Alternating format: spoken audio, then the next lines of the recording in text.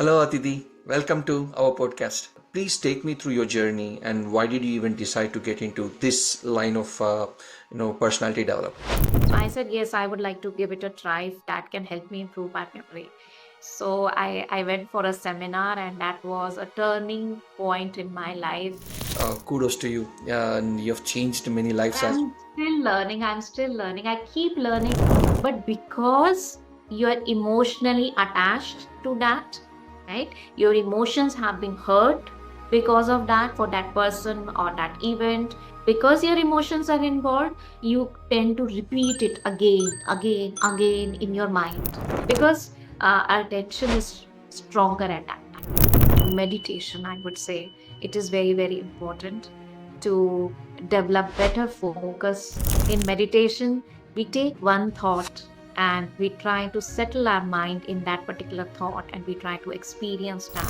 Today, I can say yes, around 30,000 educators across the globe and lakhs of students are trained about these techniques, and wonderful thing that even I made national records, international Guinness World Record.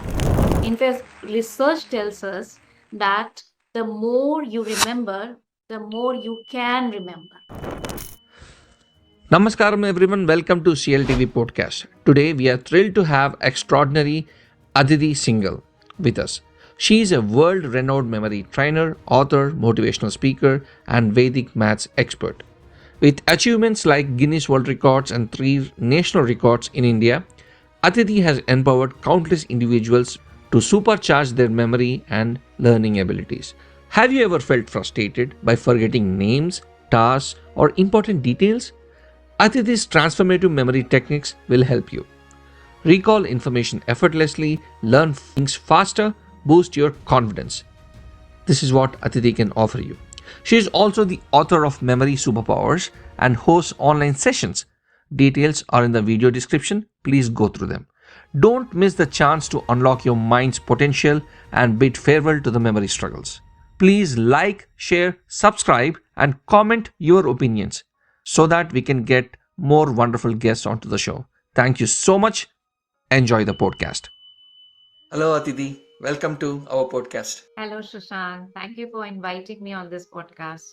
I appreciate your time. I'm here to learn a lot of things from you through me, my audience as well. Please take me through your journey and why did you even decide to get into this line of, personality development? Yeah, if I see my journey back around 16 years back when I started this journey, I had no intention of becoming a memory trainer or coming into this field, but it was just for my personal growth. I was a simple homemaker taking care of my two small kids. At that time, they were 5 and 3 years old, both boys. And I really wanted to polish some of my skills on calculations, on concentration, on memory power, so that I can help my kids at an early age. And that was just the intention of learning something new. And while I started exploring these techniques, initially I started with Vedic mathematics, the fast calculation techniques. Back 2008, and I really found that interest. Like I had stopped studying maths or any other subject for the past 16 years. After such a long gap, I started studying Vedic mathematics, and it generated I would say, a passion in me towards mathematics, because when I saw those calculations, like it's within seconds you can do so big calculations. And suddenly started thinking why I had never been exposed to these kinds of techniques in my childhood. Otherwise, like maths was my favorite subject, but still with all these things, like I could have created magic, I would say. So not just for my kids, an inner instinct of sharing this with the kids in studying in various schools, going to schools. I started feeling like that. And along with that, I started doing, like, when I approached schools and started giving these trainings at my place. Along with that, I come into contact with memory training also, because with all this multitasking, learning these new techniques, sharing this with other people in the school, and taking care of my kids and household work and everything. With all that multitasking, I found that I am not able to handle things properly. My memory, it seems it's fading. So I started looking for some doctor that I should work. Like I felt that I'm not doing things properly. My concentration is being affected. So I thought I should consult a doctors or something for that. But then I got to know from someone that there are some techniques to improve your memory. So I thought, yes, because this Vedic mathematics has I would say, ignited that skill inside me or passion inside me to learn more. So I said, yes, I would like to give it a try if that can help me improve my memory. So I went for a seminar, and that was a turning point in my life. What I saw in that seminar, that a human brain has immense potential. What I would say that was beyond my imagination, what I saw, what human brain can do. And I felt, if that person can do, why can't I? That was the first thought that came to me. And I said, I will do anything to learn this. And I saw that person, he was remembering hundreds of numbers in one go. I said, how can he do that? And like that fascinated me towards understanding more about brain, about learning techniques, about improving her concentration. I started attending more of seminars, workshops. I read many books, and it was very fascinating. Like it caught Wonderful. all my attention. And Wonderful. because Wonderful. I could see that change in myself, learning all those techniques. Yeah, my concentration started getting better. I started implementing with my kids. And you will be surprised, my 5-year-old at that time, when I I was discussing few things with him. And one of the child who has come from nearby my neighborhood, I was sharing some techniques to learn periodic table. My 5-year-old son, he was able to memorize 10 elements of periodic table within 10 minutes. It was quite surprising. And it generated that again, that interest that I should work with him. And within a week, he was able to memorize a complete periodic table. Then I understood that yes, these have immense potential, these techniques. And I started sharing it on a big level, I would say, different schools. I started visiting them, and soon it became my profession. From interest, it became my profession. I was being invited to schools, not just for students, for teachers also.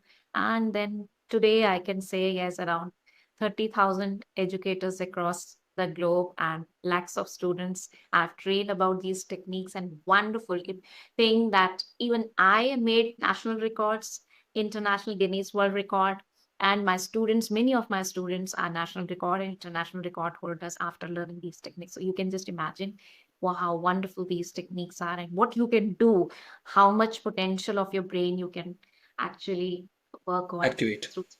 Yeah. Wonderful, wonderful, man. So basically, it started as a personal journey, and eventually, as you started to enjoy the nectar of this, the Vedic, and first you started with Vedic mathematics, and then you found out memory plays a major role in that, and then eventually you started building upon it, and you've touched many souls. Kudos to you, and you've changed many lives as. I'm still learning. I'm still learning. I keep learning. I keep doing different courses, and I keep sharing this. Yeah, I Wonderful. missed to share that one thing, that my son at that time, who was 5 years old then, he became the youngest Indian child to memorize the complete periodic table at that time, back in 2010. Wonderful. So, yeah.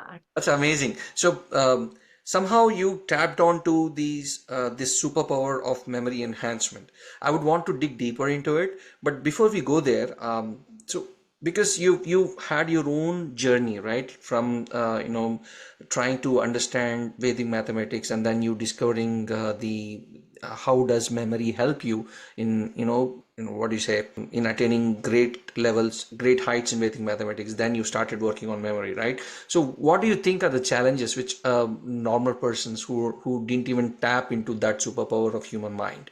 So what are the misconceptions about the memory, and how do you think a person who improvises his or her memory would enhance their life in various ways? What is your take on that? First of all, there are many myths concerning about your own potential of your brain and memory. People like very fondly they say, my memory is not good. I am not good at memorizing things. I don't feel like memorizing because, I really find it really tough. So the more you say this, the more you are programming your mind towards your inability. But I would say there's nothing like good memory or bad memory. It is about trained memory or untrained memory. Actually, if we talk about memory, we have been loaded with information since our childhood. Through our textbooks, through lectures, through classes, through various courses. But nobody has ever taught us how to register all that information into your brain, right? We have been given tests, assessments, and everything, and we are supposed to remember, we are supposed to memorize. But we have never been taught the skill to learn, how to memorize. And that is why everyone, they're even the students or adults, they are just trying their memory with hit and trial method. Sometimes it works, sometimes it not, and that's why they believe that their memory is not good. So first of all, it is about training your memory, like training your muscle to work that in the same way. Memory is also like a muscle. Secondly, I would say many people, they feel that if we try to remember more, it will be very confusing for us to hold all that information. In fact, research tells us that the more you remember, the more you can remember, even more you can remember. Why? Because the memory techniques, or if I say, when you train your memory, your brain to memorize, basically it uses your ability to connect any new information with the earlier information which is already there in your brain. So when you connect that, it becomes easier. And in fact, the previous information, it works as a tool to register new information. Now, this new information further becomes tool to register even more information. That's why the more you remember, the furthermore you can remember. So this is a myth. Generally, people struggle, and I can't do this much. Hmm. So when we learn how to train memory, we understand how to register the Hmm. things. First step in memory is take the information in the brain. Second is retention, to retain it, to keep it in your brain till the time you need it. And third is the recollection. And some people, they find difficulty in registration. They say, याद ही नहीं होता मुझे कुछ. I can't remember anything. Second, people say, I do memorize, but I keep forgetting things. So I can't retain it. So I remember this today, by tomorrow I will forget. And third problem comes at the recollection. They said, yes, we have memorized and we have retained it also. But during the interview, I don't know how I was not able to recall at the right time after coming out of the interview or after coming out of the examination hall. I was the first one to answer. So I couldn't recall. And so I forget. So these are few things which people need to understand. They struggle at all these three levels. And once they train their memory, it will become easier for them to register, and they can register at a faster pace, at a deeper level. Retention period is more, and recollection is very, very effortlessly you can recall what you have registered. Well, I've got this question when you were talking about trained memory and untrained memory, right? So, Trained memory and untrained memory. yeah, yeah. So, Trained and what untrained memory. what does it actually mean? Like, do you mind giving a like, small example so that we understand what exactly you're referring to? Like you train your muscle. We all have muscles, but once you train through exercise, you improve the flexibility and the stamina of the muscle, and you can make use of the muscle more. In the same way, we have to train our memory in a particular way. Like memory is a function of brain. You store things in your brain, but very important thing to register anything, attention is very, very important, right? Your observation skills, your attention. All the time, at present also, you are focusing on me right now, trying to understand what I'm saying. But otherwise, all the time, there are so many visual stimulus, there are so many auditory stimulus all the time around us, right? But our brain doesn't take everything inside. Our brain is a fantastic filter. It takes after filtering, but attention is its gate. I will give you a small example how attention helps us. and then we will talk about training the memory also. Let's do an activity, which both of us will do right now, particularly you with me.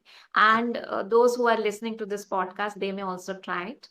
So now see, look around in the room which we are sitting. Just see what all white or green things are around you. Okay. Just take a note of that in your mind.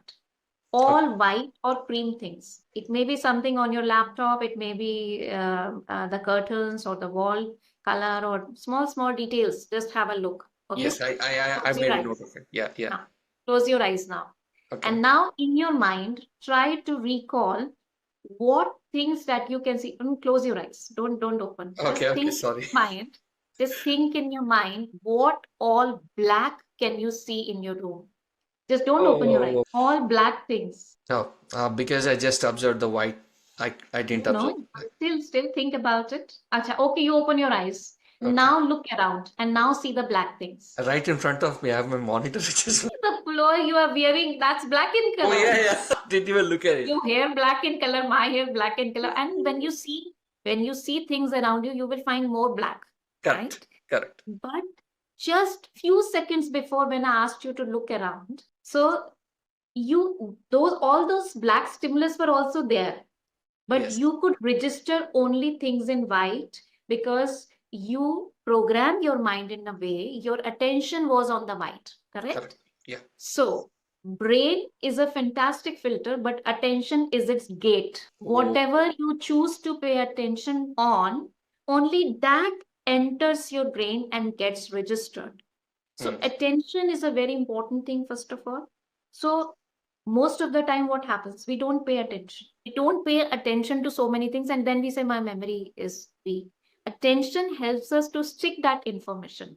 Now, to improve your attention, especially when you have to memorize something. So I just give you an example. Visualization, connecting association. These two are important principles for memory training. One is association. Second is visualization. Connect things and visualize in your mind. Then you will be able to register in your brain. I just give you a small example. How often we feel embarrassed when we meet someone and we are not able to recall their names, and we just try, what is their name, what is her name, what is her name, and then sometimes we have to say, I feel so familiar seeing you, but I can't recall your name. Yes. And most of the time it happens when somebody is introducing themselves to us. We tend to forget their name within 15 seconds. Yes. Within 15 seconds, yes. Because first of all, our mindset, anyway, what's the point of listening to the name? Because I'm going to forget. This is the mindset. I'm not going to remember, right? So first, the positive mindset. Second, the interest. You should be interested in knowing their name, right? And show that interest. Let's say somebody says, my name is Anuradha Tendulkar. Let's say. So now to register it, you have to pay attention. And to pay attention involves some of your senses. Like, let's say, you can add some element of paying attention. You may say, oh, I don't think so that you are some relative of Sachin Tendulkar. Oh, that's now saying this, you have actually emphasized on her name and made some connection in your brain that her name ends or her surname is Tendulkar. correct. By saying this, I hope you are not some relative of Sachin Tendulkar. Now I'll remember the name going forward because I've extended that because now I've indexed it such a way. Because Sachin Tendulkar is the name which you already know. Correct. Now you have connected the new name or the new information with the prior information which is already there. So it's going to stick. It's going to stick because you have paid attention to her surname. And now let's say you want to remember Anuradha also. So Anu means, like in Hindi, Anu means small. Radha, Krishna Radha.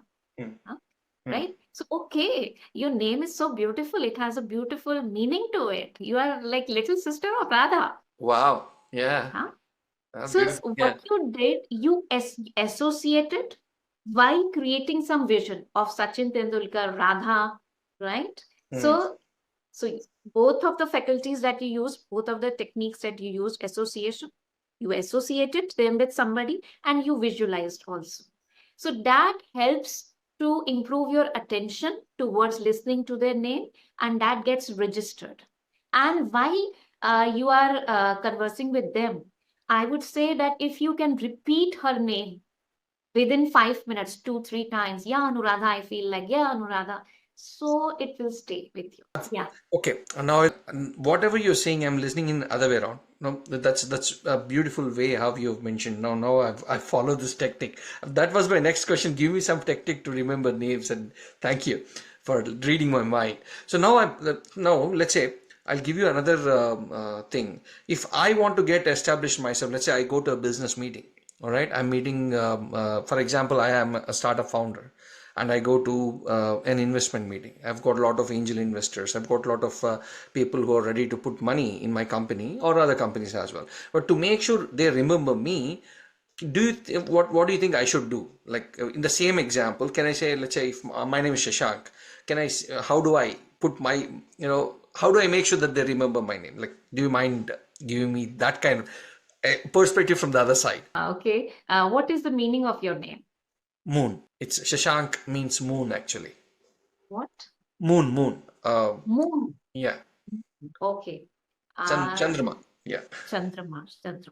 So if they are Indian, then, or even if they are not Indian, you can say, I have the meaning of my name is very beautiful.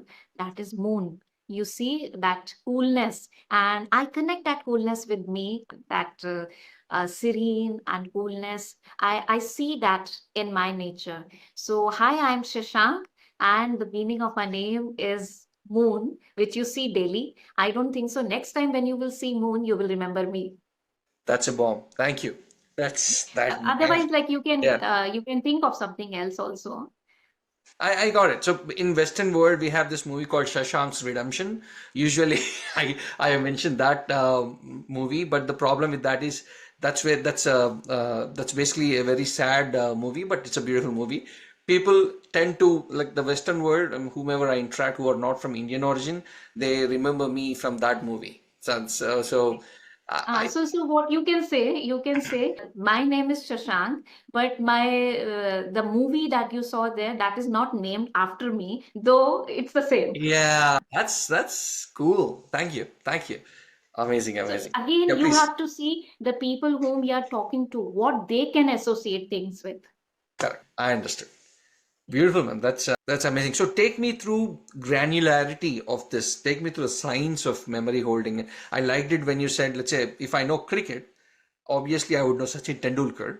Then I have another Anuradha Tendulkar, and now I tag Anuradha Tendulkar to the Tendulkar, who is actually tagged to the cricket. Cricket being the root of the tree, and then the branch is Sachin, and then comes Anuradha. That's very neatly explained. So this is very obvious, but when you said, now the focus came onto that. Now onwards, whenever now this got ingrained into my thought process now. So whenever someone is interacting with me, someone is doing, or whenever I'm gonna talk to someone, I'll ensure that they remember me. See, that's because it's all about the personal branding, right? So this thought process actually helps me to establish my own personal brand. That's amazing. Thank you so much for that. So take me through the granularity. What exactly is happening in the back end of our memories, ma'am, in this process? Whenever a memory is being made, and that means that we remember something, right? It may be name, it may be an answer, it may be some figures, whatever. Or it may be some procedure, it may be some skill, learning a skill. I would say that when you are learning something for the first time, right? So it may be a small thing or a big thing or a skill.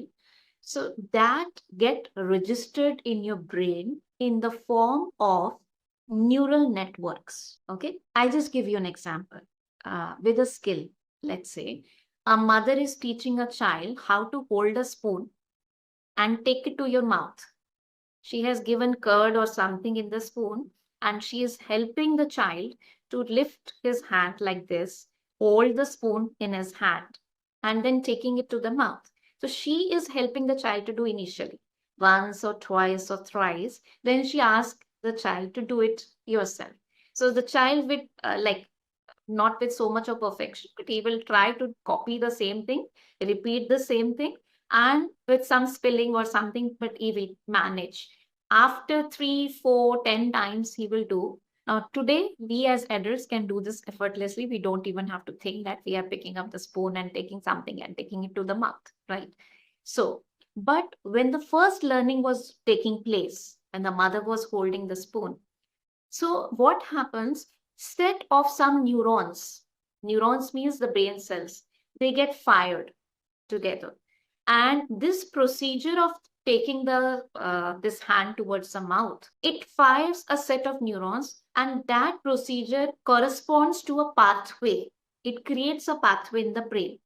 Now, the more and more we repeat, this pathway gets strengthens. And today it is so deepened, so deep rooted, we don't even have to think. Our brain supports that moment. The moment something comes in front of us and we want to eat, immediately our hand goes there. So this is how registration of any skill, it happens. Like if we have learned something, that means our brain structure has changed in the form of all this information is stored in the brain in the form of some neural networks, right? The more we practice, the deeper these networks and the better we become. So, but one thing very important in this is attention plays a very important role, as I said earlier also. If we want to memorize anything, we have to pay full attention if we really want to do it fast. And for that, we should make use of more of our senses so that more part of our brain is activated. More neural connections can be made, right? Like I give you an example. Let's say I'm having a rose. I'm just seeing it. Oh, it's so beautiful. It's red in color, right? But let's say if I smell it also, then the areas in my brain that are responsible for identifying smell, they are also activated. If I'm trying to feel the softness of the petals, then the areas of my brain which are tactile sensation, that are also being activated. Okay. And I just feel it also, I smell it also, I see it also, right? So the registration will be deeper of that memory. I just give you an example of a thing. Similarly, if like most of the time, if I ask you what you ate in dinner yesterday, you might have to scratch your head to think about it, what I ate in dinner. Because mostly we are occupied with our thoughts, with our gadgets, with other things, watching television, and we are not very mindful about what we are eating. And that is why it is difficult to recall, because at the first place it was not getting registered in the brain. Those neural networks, we have not made what we ate yesterday. But let's say, if I say, like in that restaurant, you have gone, some particular restaurant, you have gone just once with your partner or with your friends, and you have something very special that day. The aroma of that, the taste of that, the look of that is quite clear in your memory because you have registered it like that. So, so that's the science. How some things, there are some things which you, in fact, I would say one of a very profound question somebody asked me. I was giving this training to some corporate about memory training. After the training was being complete, the CEO of that was some publishing house, the CEO of that publishing house, he asked me, Aditi, I'm very happy with what you told us about how to memorize. But there are so many things in my mind which I want to forget. How to forget that? That's it. See? That's the interesting question, right? Yeah, Yeah. you're right. Yeah, Yeah, that's a yeah. bigger We problem. always talk about filling the information, but what has already been filled, and I don't want that. I don't want that to pop up again and again in my mind, and it's coming up. I want to forget, but I'm not able to forget. Do you know the reason why? I tell you. Yes. Because what you intend to remember, you forget. But what you intend to forget, you keep remembering those things, because what you want to forget is something which has been painful, maybe some painful experience, some moment which you want to eradicate from your memory.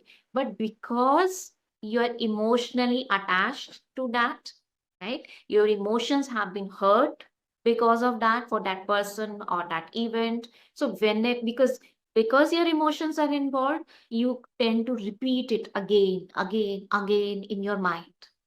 That repetition creates those neural pathways so deeper that now if you want to erase them, it's hard, unless you replace it with some more deeper memory which corresponds to the better part of that memory. Like let's say if there is some hatred about some person, huh, and you also want to remove that hatred, right? But because you have repeated so many times, not just in your mind, by telling someone else also, so even while sitting also you are thinking about that, so you have revised, you have done revision, you have replayed that memory in your mind or movie in your mind with so many times that it is deep rooted. Now, to erase that, there is no procedure. Like the tape has been already recorded. But if you record something else on it, the previous recording will be removed. Are you getting my point? So, very important. This is how memory training is very important. How we have made wrong memories. Now, how to correct it?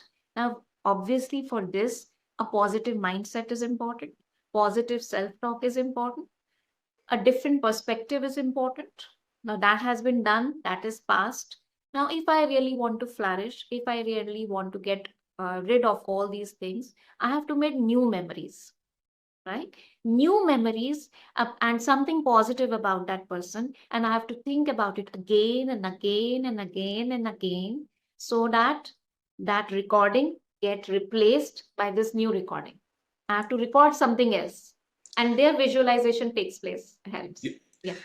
What you actually suggested is to how to get rid of hate within us, how to get rid of anger within us, right? So because the though we are talking about memory now, it's touching the emotional aspect of human existence. That's amazing, because the root of hate or anger is within the experiences which we remember about the event or a person, or or about yourself. Let's say I do some mistake and I keep hating me for that particular mistake or that particular decision. Now, if I look at the positive side of it, I'll get rid of the hate point. That's a first benefit. Now I'll remember something which actually makes me a better person rather than stooping me down. And same happens in the case of if, let's say, in the bad breakup, in the, let's say, you're fighting with a boss, or you could not crack a project from your potential client. All these things will be addressed the moment. That's amazing, ma'am, thank you. So I never expected a memory would play such a vital role in well-being as well.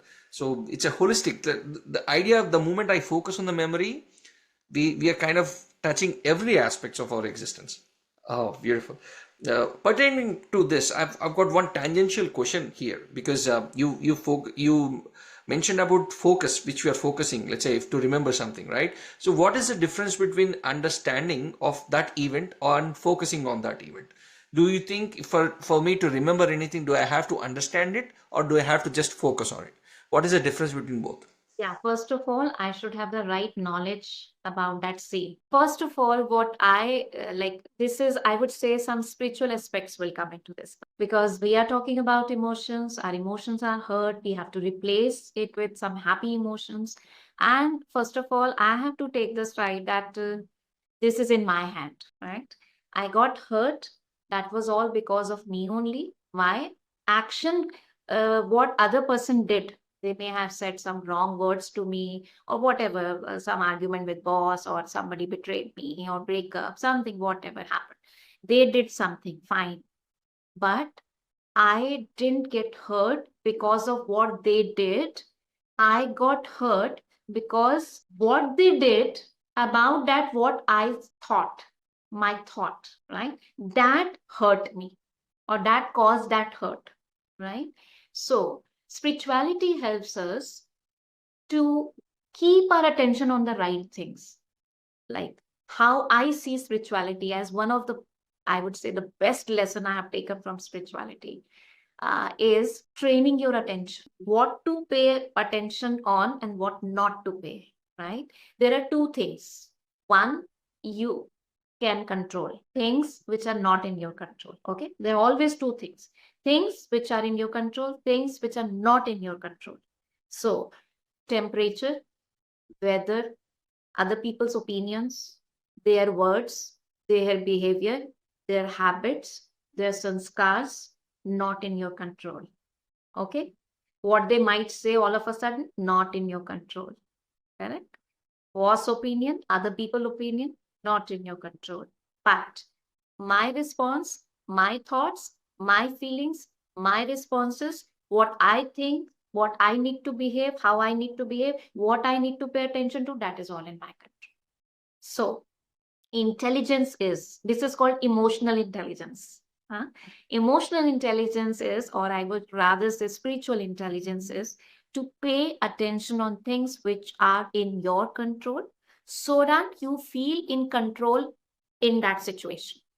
Otherwise, you will keep pointing out, because of them, I am here today.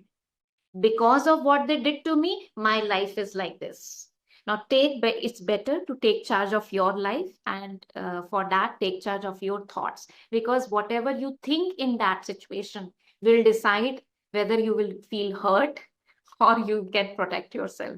All right, and that needs practice, I would say. That needs practice, because right from a childhood we have been trained that people can give us happiness, people can give us sorrow, they can make us angry. So it's just like giving your remote control of your mood to thousands of people around you, to your kids, to your spouse, to your neighbors, to your boss, to your colleagues, to everyone around you.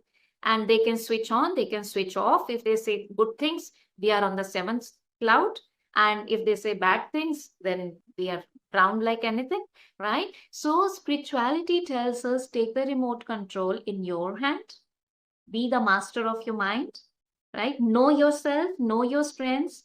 And in spirituality, we call it as swaman, khud ko maan dena. That is real self-respect. Like respect and love, these are two things we expect everyone to give us, right? But don't expect it from others if you can't love yourself and if you can't respect yourself, right? So when you respect yourself, इसको हम spiritual भाषा में स्वमान कहते हैं. So when you are in your swaman, you give respect to swa, yourself, right? So swaman में रहने वाले सबको सम्मान देते हैं और अपमान नहीं feel करते. So they don't feel rejection from the other side because their self-esteem is high. They know who they are. So that is in my control, right? So it's like, I just give you an example. Like let's say these are two things. This is a situation. It can be other person's behavior, their habits, their words, whatever. It may be financial loss. It may be some critical disease that I have been diagnosed with, whatever. It can be anything. This is me, right? So this is swasthiti. This is paristhiti. Paristhiti is paraisthiti, right? So the situation which is outside. This is internal. Now let's say if I focus on this, how can I get this disease? How can this happen to me? How can they do this to me? So what I'm doing, I'm empowering this because I'm focusing on this. I'm paying attention on this, right? So what will happen? Now, obviously, I'm empowering this. This will get hold of this. But let's say I ignore this, but I choose to empower this. I'm powerful. I can do it. Everybody is with me. God is with me. So I keep empowering this, then I can work on the situation. So it is what you choose to pay attention on, problem centric or solution centric. Beautiful, beautiful. Though this conversation has gone a little way towards different We'll go there. aspects. We'll go there. Yeah. So, But actually, when you take memory training, it's all about taking care of your attention in whatever you do, in terms of successes and failures also. In times of failure also, what I need to choose, what I need to pay attention on the experience, on the learning, or in the feelings, what I'm like, actually I'm not supposed to go into those feelings, overwhelmed by the feelings of that failure. Instead, I should focus on the learnings, right? So all this training helps us in variety of aspects of our life that leads us to success. Like this is what I felt the change in my life, because I used to be very sensitive person, emotional person. Small things I used to start crying or feel hurt. But as I train myself, you see, it's not just memory, it's about mind also, right?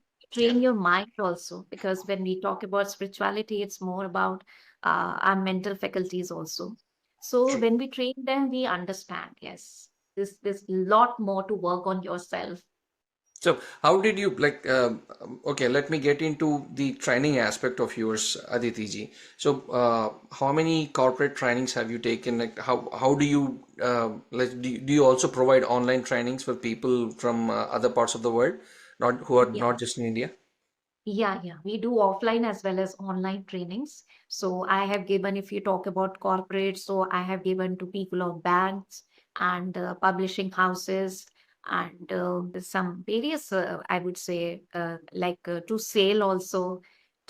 I have given trainings to Mahanadi Coal Limited, their top level managers, executives. So anyone, because memory is something and attention, concentration, these are some skills which everyone need to require in their respective fields, Correct. right? So, So if having said that, so how do you think if I being, let's say, if I'm a business owner or if I'm a software employee, if I'm a housewife in who is not in India but outside, how do you think the improving memory?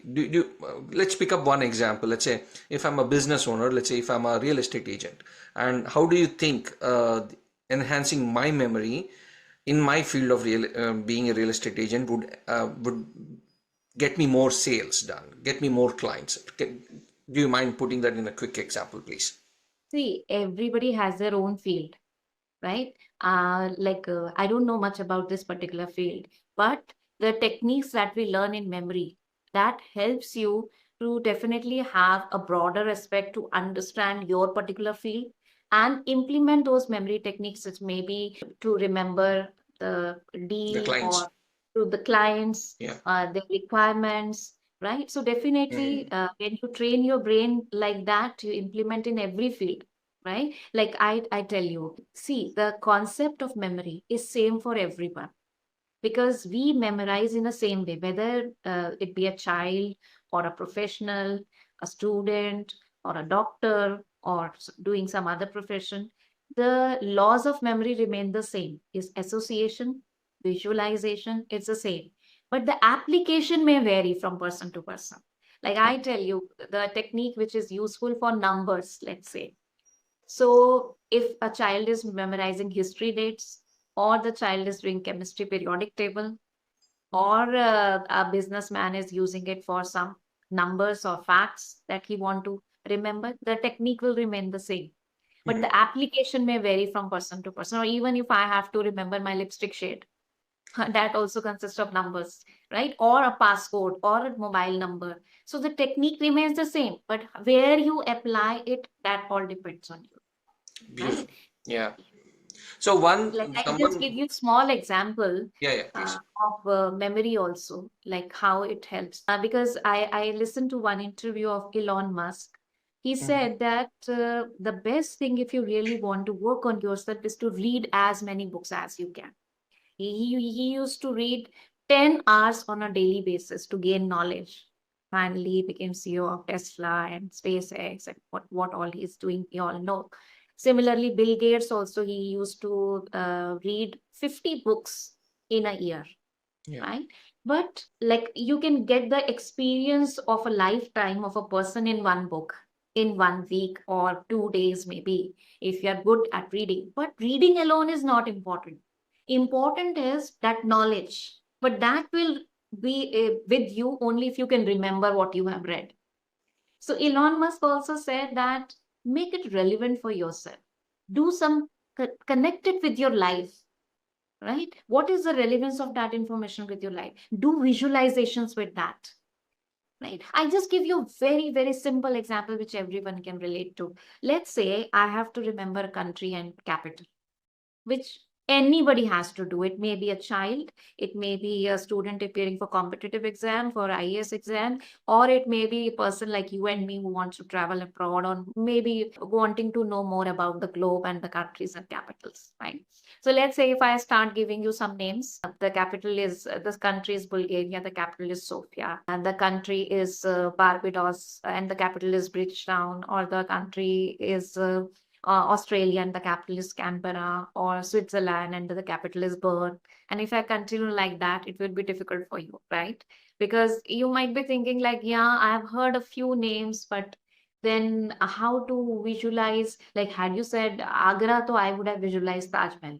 But I don't even know where on the globe it's Bulgaria or Sofia or these many countries. So how to visualize that? How to associate? I don't have prior knowledge about them, right? So let's say Bulgaria and Sofia. I have to remember this. So Bulgaria, any Bulgaria, you haven't seen Bulgaria, but any familiar word which you can find in Bulgaria? Bull. Bull. Yeah. Huh? And if you know Hindi, Bulgaria, Bulgir gaya. You can think in that. Yeah. Yeah. Yeah. Yeah. Yeah. Which And which the my capital is Sofia. Sofia. Sophia. Okay. What can you think from Sofia? Any familiar thing? It sounds like a name though. It sounds It like is the name. You're not able to recall who Sophia was, Sophia the princess, but anyway, you can think of a sofa also. yeah, sofa. It was on a Sofa daily figure, basis. yeah. See, now the association have been made. First, you associated Bulgaria with Bulgaria, and then you associated Sofia with Sofa, and then you make a connection between the two. And while making that connection, didn't you visualize that also? Yes, Bulgaria, yes, Sofia yes, thing? I did, I And did. if it has not come, try to make it little weird. Just think your favorite sofa on which you daily relax and read your newspaper. On that sofa, today a big bull is lying down. And you Yeah. are trying your level best to take him off. But he is adamant and he's sitting there. And BBC News channel, they come to your place and they're taking, Shashank's interview. Shashank, this big bull is lying on your sofa for so long since morning. What do you have to say about it? How are you feeling? And you are Okay. sharing your interview on I will BBC. never forget this now because I'm You will never creating I'm not just mapping it as an image. I'm also creating a small short film for it so that now I remember it for sure. I'll never forget for sure. Yeah, for lifetime you are going to remember, but no bull is going to fall on your sofa. Uh, So, but with this association, and that is why I asked, like, added BBC channel news and your interview. Why? So that you can connect yourself with the event, you can visualize yourself in the event, and more ridiculous it is, more unusual or silly it is, or we exaggerate it, it's like deep rooted. The registration gets deeper because more of senses and some emotions are getting connected to it. Right? You are true. getting very happy. You are being interviewed through BBC channel. Though it is not truth, but in your visualization, you are attaching an emotion, and we have already understood emotions acts as glue Mm. to an that helps us to glue that particular information in our memory because our attention is stronger at that. Amazing. You visualize that, you focused on that, like you use more of senses, you added your emotions, you connected the event with yourself. And how long it took? It's taking more when we are discussing, but it was a matter of few seconds when you actually visualized it. So it's Very very true. fast technique, and this is sometimes people argue this way we'll start thinking very weird. I said we all think so weird. We are habitual of thinking weird things, right? Yeah. Actually, sometimes has it happened with you, Shashank, that you Yes, are yes, sitting it, like it this did. Yeah, and yeah. somebody came over and said, "What are you thinking, Shashank?" Oh no, No, nothing, no, nothing. no. Because it's not worth sharing. Yeah, So yeah. we all think so nonsense, so stupid things, right? And if it is helping me to remember something, why not? Why not? We are so good at making associations. We see one thing, and the second thing obviously comes in our mind connected to that thing. Yes? If I say bat, what comes to your mind? Cricket. Cricket or ball or Sachin Tendulkar or some cricket field, something or the other will come to your mind. Right? Yeah, yeah. No information, any information which is there in my brain, it is actually connected with thousands of other things already in my brain. Yeah. True, So true. we keep connecting, we keep learning, we keep connecting, we keep learning. Amazing, amazing, Aditi ji.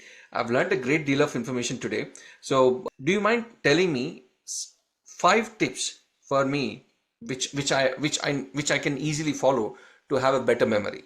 And that's where we're gonna conclude this podcast.